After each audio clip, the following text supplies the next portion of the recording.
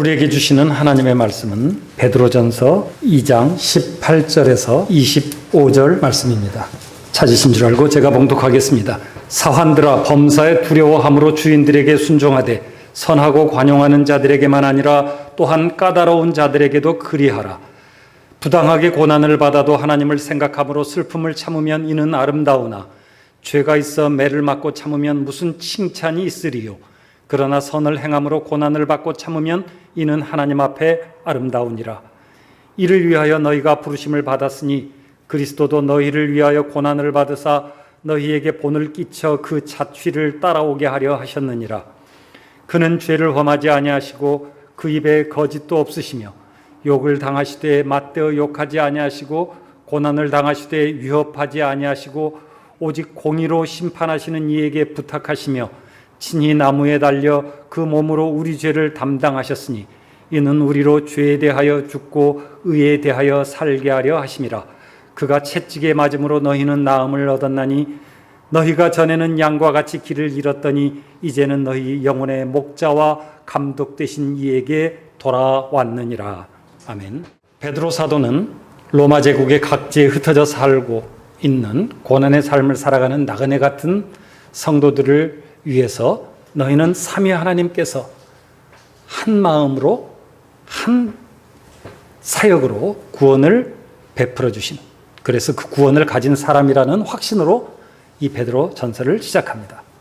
이 구원이 얼마나 위대하고 고귀한지 천사들도 살펴보기를 원하는 것이니 구원을 가진 성도로서 은혜를 온전히 바라고 모든 행실에 거룩한 자가 되고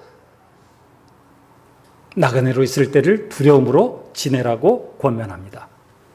너희가 대속함을 받은 것은 오직 흠없고 점없는 어린 양 같은 그리스도의 보배로운 피로 된 것이며 성도가 거듭난 것은 썩지 아니할 시인 살아있고 항상 있는 하나님의 말씀으로 되었으며 이 말씀이 곧 그리스도의 복음이라고 결론 짓습니다.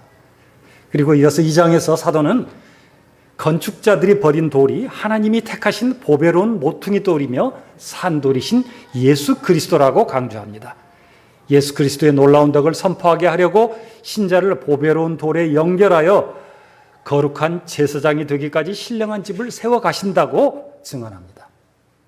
신자는 택하신 그리고 왕 같은 거룩한 소유된 하나님의 제사장들이라고 말하면서 버려진 돌인 예수 그리스도의 고난과 영광에 연합된 존재임을 거듭 강조합니다. 그러므로 육체의 일을 제어하고 주어진 자유로 하나님의 종으로서 하나님의 영광을 위하여 선을 행하며 국가와 시민으로서 정부기관의 대표인 왕과 총독뿐만 아니라 모든 사람을 존경하는 태도로 대함으로써 형제사랑과 하나님을 두려워하는 삶을 실천하도록 명령하고 있습니다. 오늘의 본문은 압달락에 이어서 관계 속에서 신자가 받는 고난에 대해서 계속적으로 권고하고 있습니다. 바로 압달락이 국민으로서 정부기관과의 관계를 다루었다면 이번 단락은 더 작은 단위인 사회적 관계인 주종관계, 오늘날로 보면은 일반적인 사회생활, 즉 고용인과 피고용인과의 관계를 다룬다고 볼 수 있습니다. 좀 더 포괄적으로는 갑과 을의 관계라고 할 수가 있겠습니다. 사도는 이 관계에 대해서 존재론적인 정의를 내리지는 않습니다. 이 관계가 어떤 의미가 있고 이런 존재론적인 정의는 다루지 않습니다. 다만 그것이 현실의 상황이라는 것을 인정하고 이야기를 전개합니다. 상전 혹은 주인 중에서는 선하고 친절한 사람도 있고 까다로운 사람도 있다고 말씀합니다. 아담이 범죄하여 타락한 이후로 사람이 사는 모든 사회는 항상 어디서나 그렇습니다. 사도 바울도 국가와 사회와 교회와 가정의 상호 질서 속에서 하나님의 나라가 세워진다는 사실을 여러 서신에서 반복적으로 가르치고 있습니다. 그런데 특이하게도 사도 베드로는 바울과는 달리 의린 종에 대해서만 권고의 말씀을 하고 있습니다. 갑이든 을이든 나름의 고통과 시험이 있습니다. 그러나 일반적으로 그것이 더 크게 인식되고 체감되는 사람은 을이기 때문에 그러지 않았을까 생각해 볼 수가 있겠습니다. 사도가 이 관계에서 어린 사환에게 두려워함으로 주인에게 순종하라고 말하고 있습니다. 이때 우리는 두려워함이라는 단어가 가진 의미와 대상에 대해서 좀 생각을 해봐야 될 필요가 있습니다. 이 두려워함이라는 단어에는 기본적으로 존경하다라는 뜻이 포함되어 있기 때문이죠. 성경은 반복적으로 사람에 대해서 두려워하지 말라고 권고하고 있습니다. 만일 두려움이라는 단어가 주인에 대해서 사용되었다면 이 단어가 가지는 뜻은 존경심이라고 해석하는 것이 좋습니다. 그래서 존경심을 가지고 주인에게 순종하라는 뜻이라고 볼 수가 있습니다. 그러나 반면에 이 단어가 17절에 하나님을 두려워하라는 단어와 같은 단어이기 때문에, 똑같은 단어이기 때문에 우리는 이 단어의 뜻을 하나님을 경외함이라는 그 원래의 의미로 놓아두고 그 대상을 하나님으로 이해할 수 있습니다. 이것이 하나님의 명령이고 또 신자는 하나님의 소유된 왕 같은 제사장의 직분을 가진 사람이기 때문에 유일하고 참되신 영원한 왕을 두려워하는 것이 당연합니다. 사도 바울은 에베소 5장에서 그리스도를 경외함으로 피차 복종하라고 명령하고 있습니다. 이때 경외함이라는 단어가 이 사도 베드로가 쓴 두려움이라는 단어와 똑같은 단어입니다. 그러므로 본문을 하나님을 두려워함으로, 즉 예수 그리스도를 경외하기 때문에 주인에게 순종하라는 그러한 말씀으로 해석하는 것이 더 바람직하게 보여집니다. 사도는 선한 상전에게나 까다로운 상전에게나 하나님 앞에 선 신자로서 성실한 마음으로 복종할 것을 명령하고 있습니다. 이때 어떤 사람들이 반문할 수 있습니다. 목사님, 그런 말씀하지 마십시오. 우리 사장님은 얼마나 지독하게 일을 시키는지 모릅니다. 우리 직장은 얼마나 괴로운지 말로 할 수가 없습니다. 일만 힘들다면 그나마 버텨보겠는데 인격 모독, 이런 게 심각합니다. 이분은 입만 열면 불평불만입니다. 직원들에게 험한 소리는 말할 것도 없고요. 칭찬하는 법은 전혀 없습니다. 혹 실수라도 하려고 치면 화를 내며 입에 담기 힘든 욕설을 퍼붓기도 합니다. 솔직한 심정으로 말하자면 직장이니까 다니는 거지 그분을 위해서라면은 단 1분도 일하고 싶은 마음이 생기지 않습니다. 맞습니다. 세상에는 선하고 친절한, 그래서 가족보다 더 따뜻하고 직원을 아끼는 사장이 있어서 직원 월급을 제때 주려고 집까지 파는 사람도 있는가 하면 그렇지 않은 사람도 많습니다. 우리는 회사가 어려워지고 또 망할 것 같으면 자기 재산을 먼저 빼돌리고 직원들 몇 달분 월급을 주지도 않고 먹튀해버리는 그러한 사업주 소식을 종종 듣습니다. 눈치 빠르고 똑똑한 직원은 사장이 재산을 빼돌릴 때 얼른 눈치채고 자신도 자기가 받아야 되겠다고 생각하는 몫을 몰래 여러 수단을 통해서 챙깁니다. 심지어는 더 챙겨가지고 야, 주인도 더 챙기는데 나도 더 챙겨야지. 그래서 많이 챙겨가지고 슬그머니 회사가 망하기 전에 그만두는 사람도 있습니다. 영업비밀이나 핵심 기술 혹은 주요 거래처를 챙겨서 아예 자기 사업을 준비해 놓는 경우도 있습니다. 먹고 사는 문제이기 때문에 신자들조차도 그렇게 하고 싶은 유혹을 느낄 수 있습니다. 그러나 횡령이나 배임, 기술 유출 같은 것들은 범죄입니다. 국가가 법으로 그렇게 정해놓았기 때문에 그것이 두려워서가 아니라 하나님을 두려워함으로 성도는 법을 지키고 직장과 동료들을 지키고 심지어 주인을 잘못되지 않고 바르게 하려고 그렇게 지키려고 노력합니다. 이러한 선행의 결과로 오히려 모함을 받거나 자기가 책임을 뒤집어 쓰기도 합니다.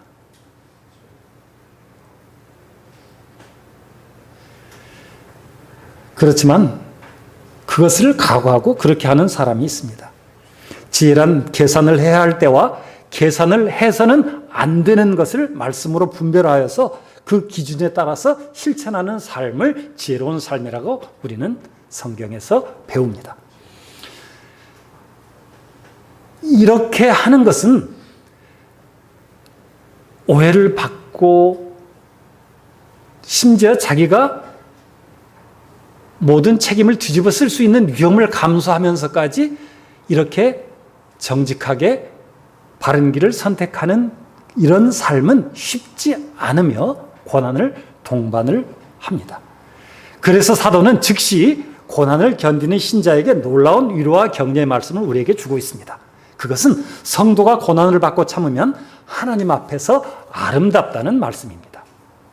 여기서 아름다움이라는 단어는 하나님의 은혜 혹은 호의를 받는다는 뜻을 가지고 있습니다.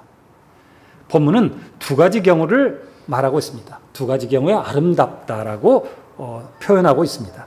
첫 번째는 부당하게 고난을 당할 때 하나님을 생각함으로 슬픔을 참는 경우를 말합니다.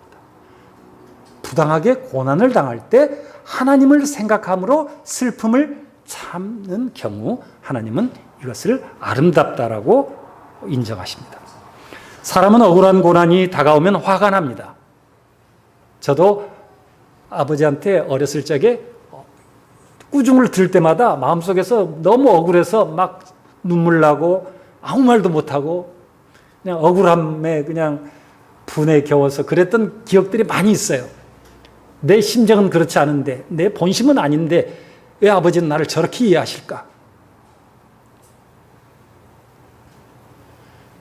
사람마다 다 그런 경우들을 경험해 보셨을 겁니다.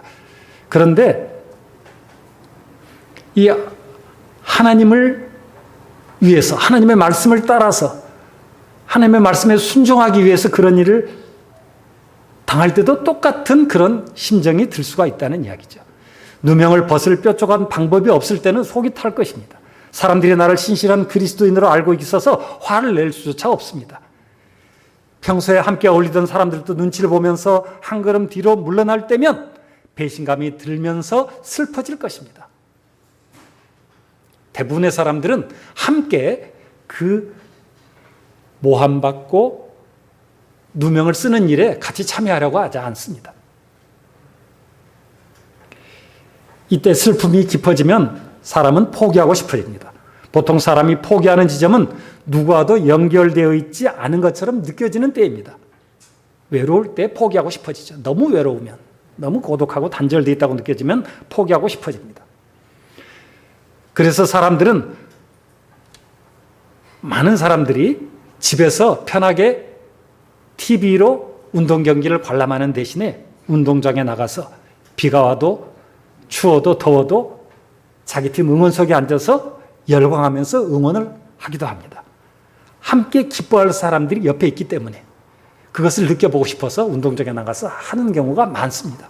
물론 팀이 좋아서 이렇게 스포츠를 좋아해서 나가는 그런 사람도 있지만 어떤 사람들은 그 느낌 때문에, 함께 기뻐하는 사람이 있다는 느낌 때문에 운동장에 나가는 경우가 있습니다. 그러나 반면에 신자들은 하나님을 생각함으로 슬픔을 참아냅니다. 외로움을 참아냅니다. 중보자 예수 그리스도를 통하여 하나님이 어떤 분이며 무슨 일을 하셨는지를 생각한다는 말입니다. 예를 들자면 하나님은 공의롭고 자비로운 분이라는 사실을 기억합니다. 하나님은 반드시 우리의 원한을 갚아주시며 우리의 허물은 용서해 주시는 분입니다. 누가복음 18장 7절에 하물며 하나님께서 그 밤낮 부르짖는 택하신 자들의 원한을 풀어주지 아니하시겠느냐, 그들에게 오래 참으시겠느냐, 내가 너에게 이르노니 속히 그 원한을 풀어주시리라. 또 출애굽기 34장 6절은 이렇게 기록합니다. 여호와께서 그의 앞으로 지나시며 선포하시되 여호와라 여호와라 자비롭고 은혜롭고 노하기를 더디하고 인자와 진실이 많은 하나님이라. 인자를 천대까지 베풀며 악과 과실과 죄를 용서하리라. 또한 하나님이 세상 모든 일을 주관하시고 섭리하신다는 사실을 생각합니다. 그런 사람은 요셉이나 룻이나 다니엘을 통해서 하나님의 완전한 지혜와 선하신 뜻을 이루시는 섭리와 경륜을 발견해 냅니다. 혹은 지금 억울하게 당하는 고난이 신자를 하나님의 사랑에서 끊을 수 없다는 사실을 생각합니다. 로마서 8장 39절의 말씀을 기억하는 것이죠. 어떤 피조물이라도 우리 주 그리스도 예수 안에 있는 하나님의 사랑에서 끊을 수 없으리라는 이 말씀을 기억한다는 말씀입니다. 그리고 그 사랑 때문에 하나님의 아들이 사람이신 예수 그리스도로 세상에 오셔서 우리의 죄를 대신해 십자가에서 피 흘려 죽으신 사실을 생각합니다.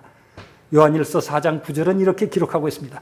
하나님의 사랑이 우리에게 이렇게 나타난 바 되었으니 하나님이 자기의 독생자를 세상에 보내심은 그로 말미암아 우리를 살리려 하심이라. 사랑은 여기 있으니 우리가 하나님을 사랑한 것이 아니요 하나님이 우리를 사랑하사 우리 죄를 속하기 위하여 화목제물로 그 아들을 보내셨습니다. 베드로 사도는 우리의 고난이 그리스도와 연합된 증거라고 역설하고 있습니다. 이를 위하여 너희가 부르심을 받았으니 그리스도도 너희를 위하여 고난을 받으사 너희에게 본을 끼쳐 그 자취를 따라오게 하셨느니라. 고난을 통하여서 예수 그리스도의 자취를 따라오게 하시려고 하셨다고, 연합시키려고 그렇게 하셨다고 증언하고 있습니다.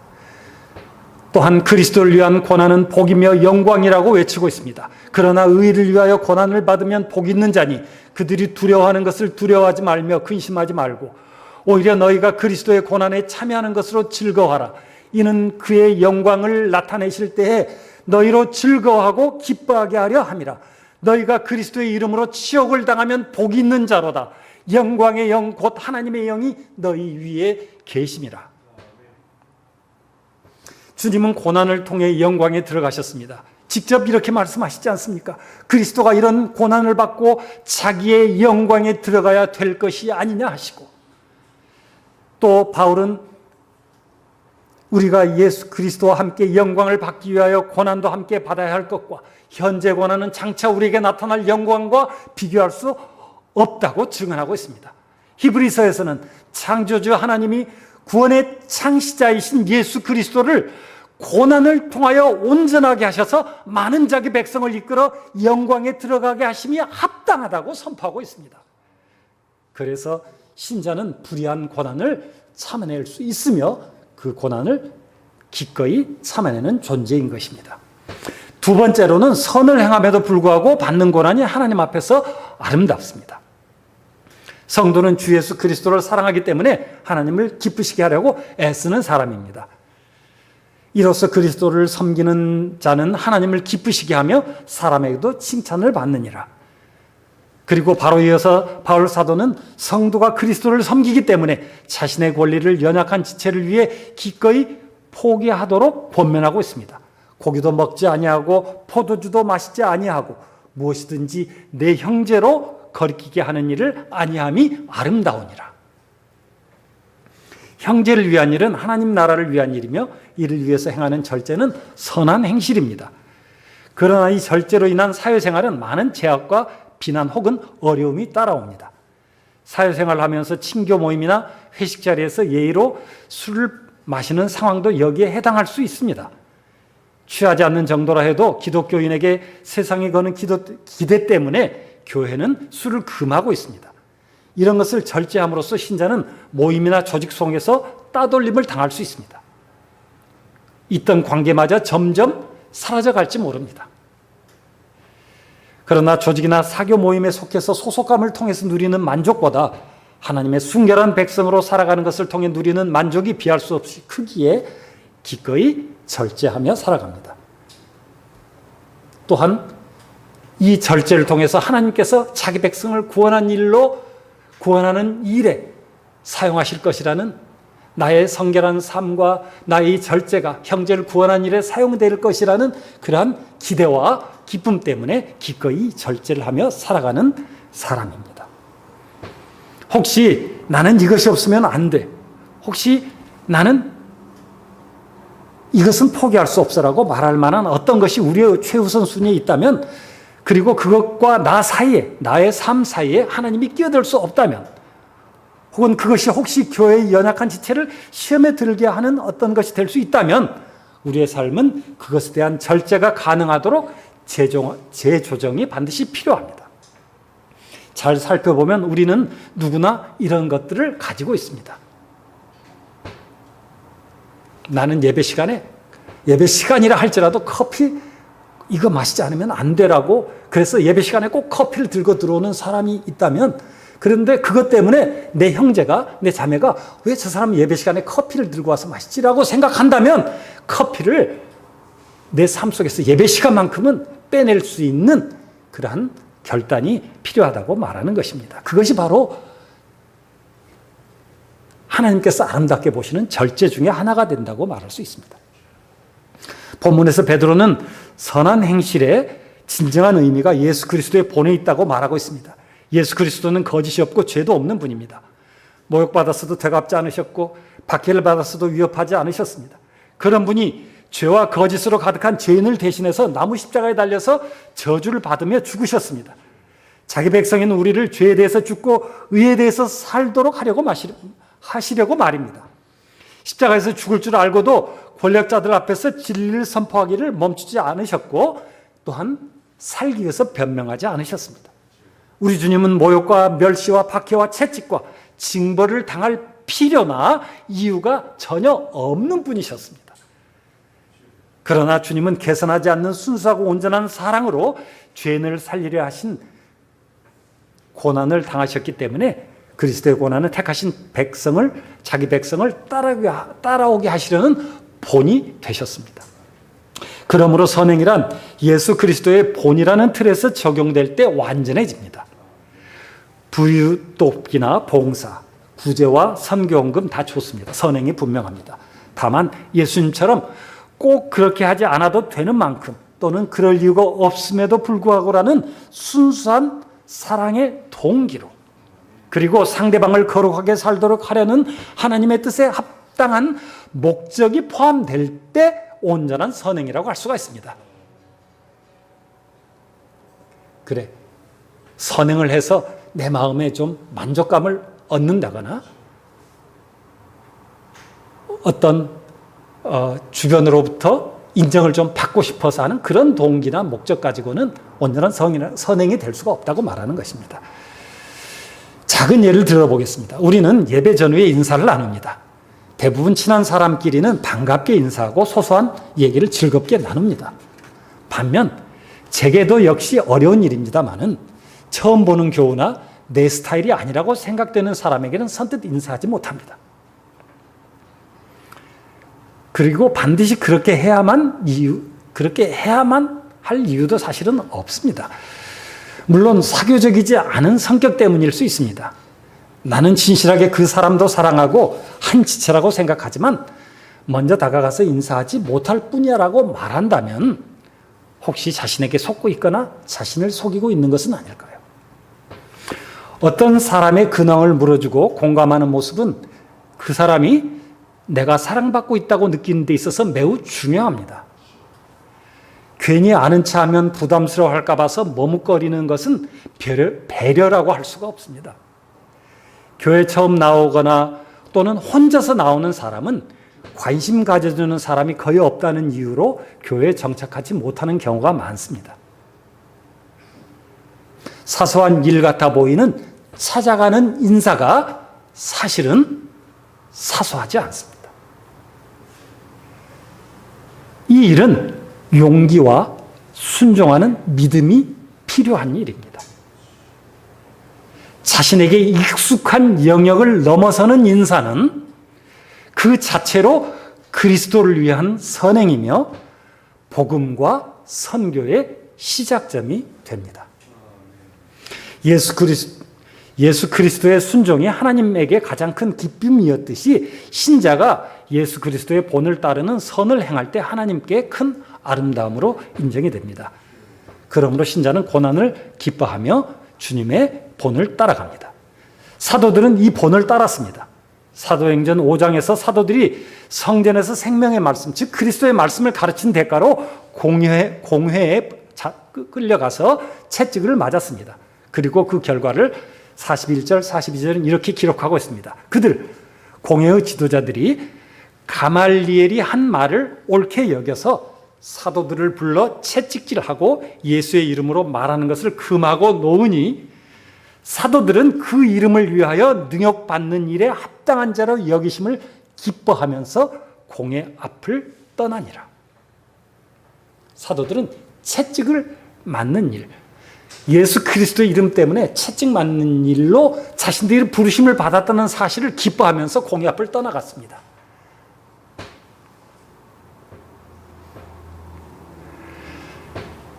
사도는 이사야서 53장 1절에서 6절 말씀과 그 성취로 오신 예수 그리스도를 기억하면서 이 편지를 쓰고 있습니다. 6절에 우리는 다 양 같아서 그릇 행하여 각기 제 길로 갔거늘 여호와께서는 우리 모두의 죄악을 그에게 담당시키셨도다. 이 예언의 말씀이 자신과 자신이 복음을 전했던 성도들, 그리스도를 섬기기 위해서 고난받으며 여러 지역에 흩어져 사는 나그네 같은 신자들에게 성취되어진 현실에 감격하면서 이렇게 표현합니다. 너희가 전에는 양과 같이 길을 잃었더니 이제는 너희 영혼의 목자와 감독 되신 이에게 돌아왔느니라. 그렇습니다. 신자는 이제 목자와 감독 되신 예수 그리스도께 돌아왔습니다. 여기서 돌아왔다는 표현은 수동태이지만 신자 편에서 돌아온 것으로 표현하고 있는 것입니다. 그러니까 본래 뜻은 너희는 돌이켜졌다라는 뜻입니다. 모든 사람은 길을 잃고 방황하는 존재입니다. 그 중에서 얼마간의 무리를 하나님께서 참된 목자이신 예수 그리스도께로 돌이키셨습니다. 사도는 이 구원이 우리의 노력이라고 하지 않고 하나님께서 돌이키셨다고 하며 그 은혜에 감격하고 있습니다. 사도에게는 고난, 특별히 선한 행실로 인해 받는 고난이 은혜의 증거였습니다. 그리고 오늘 주 예수 그리스도를 믿는 우리에게도 이 고난은 그리스도의 은혜의 증거인 것입니다. 사랑하는 성도 여러분, 그러니 선한 행실을 포기하지 말기 바랍니다. 좀 힘들고 억울하다고 해서 믿음에서 떠나 세상이나 세상에 있는 것들을 사랑하지 않기를 바랍니다. 예수 그리스도의 본을 따라 믿음의 선한 싸움을 싸우시며 주님의 고난을 통해 우리의 목자와 감독이 되시고 부활하셔서 만왕의 왕이 되신 그 주님의 고난을 따라가시기 바랍니다. 그 주님을 부지런하고 열심을 품고 섬기시기 바랍니다. 날마다 성전에 있든지 집에 있든지 예수는 그리스도라고 가르치며 전도하기를 그치지 마시기 바랍니다. 당장 눈에 보이는 보상도 없고 고생만 할 수도 있는 고난의 길이지만 우리 각자에게 지금 허락하신 삶의 길을 위해서 목자와 감독 되신 예수 그리스도의 선한 행실을 따르는 주님의 양들로 사시기를 바랍니다. 고난 속에서도 기뻐하시기 바랍니다. 아무것도 염려하지 말고 오직 기도와 간구로 우리의 구할 것을 감사함으로 하나님께 아뢰시기 바랍니다. 무엇이든지 참되며 경건하며 오르며 정결하며 사랑받을 만하며 칭찬받을 만하시기 바랍니다. 매일매일 여러분이 읽고 듣고 배우고 암송한 그리스도의 말씀을 현실의 삶 속에서 실천하시기 바랍니다. 그래서 하나님의 평강이 지금 여기에 우리와 함께하는 복된 성도들로 매일매일 살아가시기를 예수님의 이름으로 축원합니다. 기도드리겠습니다. 사랑하는 주 하나님 아버지, 전에는 양처럼 방황했으나 목자와 감독 되신 예수 그리스도께로 우리를 돌이켜 주셔서 감사합니다.